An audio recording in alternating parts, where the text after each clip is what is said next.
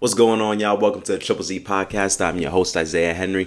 For this episode, I wanted to give my predictions for the NBA seasonal awards for the 2023-2024 season. Starting with MVP, I'm picking Anthony Davis with the new additions of Gabe Vincent, Christian Wood, Taurean Prince, and re-signing Rui Hachimura, Austin Reeves, D'Lo. The Lakers have a championship roster, and I expect Anthony Davis to be the best player. He has the skill set, the talent, the ability to play on both ends of the court at an elite level. I really don't want to see a season where LeBron's doing all the heavy lifting. LeBron's been carrying the league for 21 years and then some. AD is 10 years younger and should be carrying the Lakers franchise. That's one of the reasons why the Lakers signed him to an extension worth $186 million over the next 3 years. They see Anthony Davis as the number one option that can lead the Lakers to a championship. Now, for the MVP award, there is new qualifications to qualify for the season awards, which is playing a minimum of 65 games. And when we talk about Davis, the area of concern is his health. But this past postseason, Anthony Davis was able to play all 16 games in the playoffs.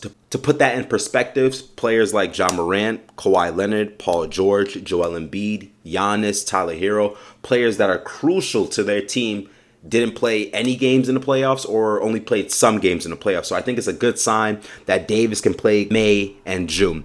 I expect AD and the Lakers to have a great season overall. I think AD can lead them in points, rebounds, blocks, and potentially steals, and have the Lakers as a top 3 seed in the Western Conference. For Coach of the Year, I'm going with Mark Daigneault. Hopefully I'm saying his last name correctly, of the Oklahoma City Thunders. He finished second in the 2023 Coach of the Year voting, and with the roster that OKC has this year, I think Mark can have a huge impact on the development of the OKC's young core. Players like Shea, who was just named a first-time All-Star, made first-team All-NBA while averaging 31 points. I think he finished first amongst guard for block shots and averaged a career high in steals with 1.6. Having players like Josh Giddey, who's a great all-around player, his playmaking and passing helps him stand out on this roster. I also see Josh Giddey being more aggressive offensively. I think he's going to shoot better and more efficiently from 3 and be more aggressive getting to the free throw line.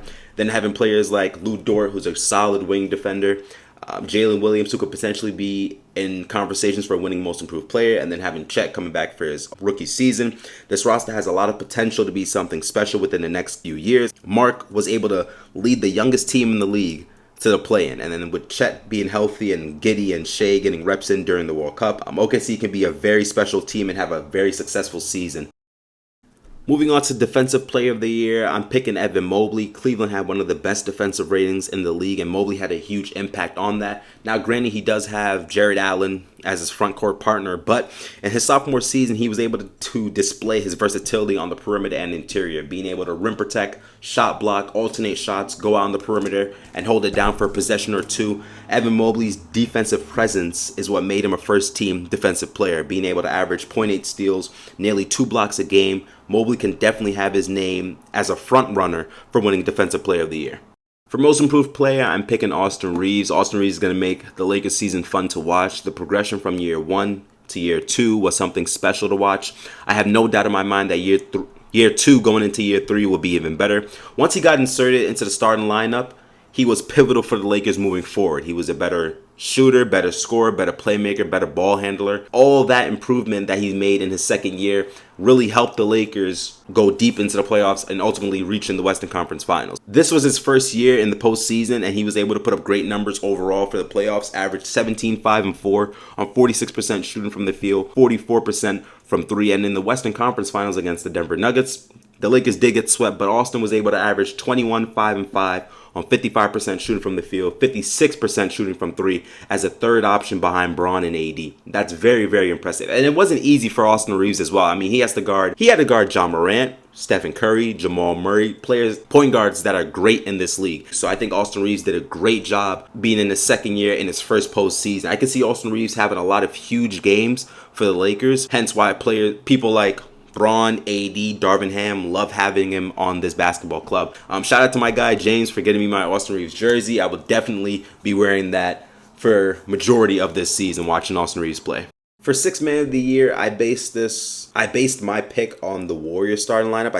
I feel like I've seen a lot of potential roster lineups for the Warriors, and some of them include Chris Paul coming off the bench, and some of them include Draymond Green coming off the bench. So here's this. If Draymond Green starts for the Warriors, meaning he can't qualify for Sixth Man of the Year, I'm going with Norman Powell to win Sixth Man of the Year. I thought he was my pick last year. I thought he should have won it last year, but he had a great season, but he did miss a few games. And then Michael Brogdon also had a great season, but played a lot more games than, not a lot more games, but a few more games than Norman Powell. So I can see why Michael Brogdon won it. But if Draymond Green comes off the bench for the Warriors, I got Draymond Green winning Sixth Man of the Year. I think with Draymond, he's such a versatile player to the point where if you need him to run the offense, he can do that. If you need him to play center, he can do that. If you need him to strictly defend and come off the bench, he can excel at that. Draymond's almost underrated in a sense because if you just look at his stats, you say like, what is he really doing for the Warriors? He's putting up triple singles. I get all that, but when you really watch his game, if you really watch Draymond's game, you understand that he helps the Warriors offense and defense run fluently and efficiently. There's a reason why the Warriors gave him $100 million to stay on the Golden State Warriors, because they understand how valuable he is to make it another championship run. So if he does qualify, I definitely have Draymond Green winning Sixth Man of the Year. Rookie of the Year, I'm gonna be honest, it's not Victor for me. Not saying that he's not a great player or that he doesn't have potential to be a great player. I understand that he's playing for the San Antonio Spurs, who's great with development. He's playing for one of the greatest coaches, if not the greatest coach of all time, in Greg Popovich.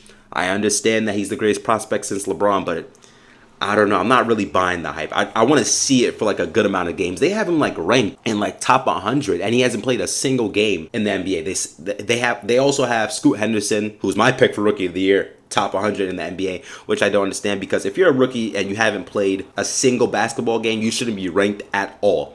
But that's not the hero there, but my pick for Rookie of the Year is Scoot Henderson. His game reminds me so much of a young Derrick Rose. Like, he's strong, he's fast, he's very athletic, big as well. He's very muscular for his size. He's not afraid of attacking the rim consistently. With Scoot, I also like his three-point shooting does need improvement, but his mid-range shot is legit to the point where it will hold him down until that long ball starts hitting more effectively.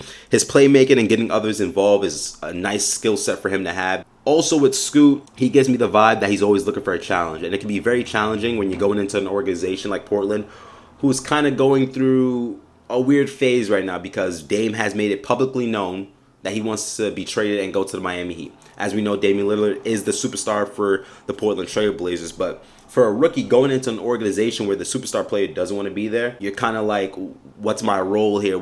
How am I going to fit in with this organization? But for Scoot, he can definitely have the mindset of, if the old face wants to leave, that's fine, but the new face is here to help Portland in any way possible. I think with Scoot, he's going to have a sharp mindset for how he wants to help Portland in any way possible. So I think that's going to be great for him. I think he's going to have a spectacular rookie season. He's going to have a spectacular rookie season. Hopefully that helps the Trailblazers, improve throughout the season. Hopefully that gives them momentum over the next couple of years. For Executive of the Year, I think it's pretty obvious. Rob Pelinka. I mean, all the new additions, like I said before, Gabe Vincent, Christian Wood, Jackson Hayes, Prince, re-signing Rui Hachimura, Austin Reeves, D'Lo, Vanderbilt. I think Rob Pelinka did a great job of adding more to the roster that was already in the Western Conference Finals. So I think he has the mindset of, if I add more crucial pieces to this ball club, we can definitely make a deeper run in this postseason. So I think Rob Pelinka is definitely going to win Executive of the Year. Let me say this about the Lakers. They got Austin Reeves on a steal. I've definitely seen reports, and probably you guys out there too, saw that contract was supposed to be worth $80 million, and they got him for 54. That's a steal. That's a steal. There was players out here in the offseason that was signing some contracts, and I'm like, I don't know about that. I'm not going to say no names. I don't be looking at nobody's money, but there was players out here where I'm like, that's very, very questionable. That's a very questionable contract that you're giving that man. I'm not going to say no names, Dillon Brooks, but it's like, wow. I don't know, man. I'm not putting Dillon Brooks over Austin Reeves. If you really watch the game, man, Dillon Brooks ain't better than Austin Reeves. Come on, man. Come on. But that's the one thing I say to Rob Pelinka. I mean, they got Austin Reeves on a steal. This award was implemented last year, if I remember correctly. Clutch Player of the Year award. I really don't look too much into this award, but I'm going to pick De'Aaron Fox. I feel like he was put in a lot of clutch situations, and he handled it great. So I'm picking De'Aaron Fox. I did see other names like Devin Booker, Luka, Shea, but when I think about those players, I'm like, it's not always going to be Devin Booker taking the last shot. You got Bradley Beal and Kevin Durant. Same thing with Luka. You got Kyrie right down the block. Same thing with Shea. You have Chet. You have Josh Giddey. You have so many players that can make game-winning plays and clutch plays. So I'm going to pick De'Aaron Fox. Not saying that nobody on the Kings, can't make clutch plays, but you're mostly going to want it in De'Aaron Fox's hands in a clutch situation. But those are my predictions for the NBA seasonal awards. Thank you guys for listening. Make sure to like and subscribe, and thank you for listening to Triple Z Podcast.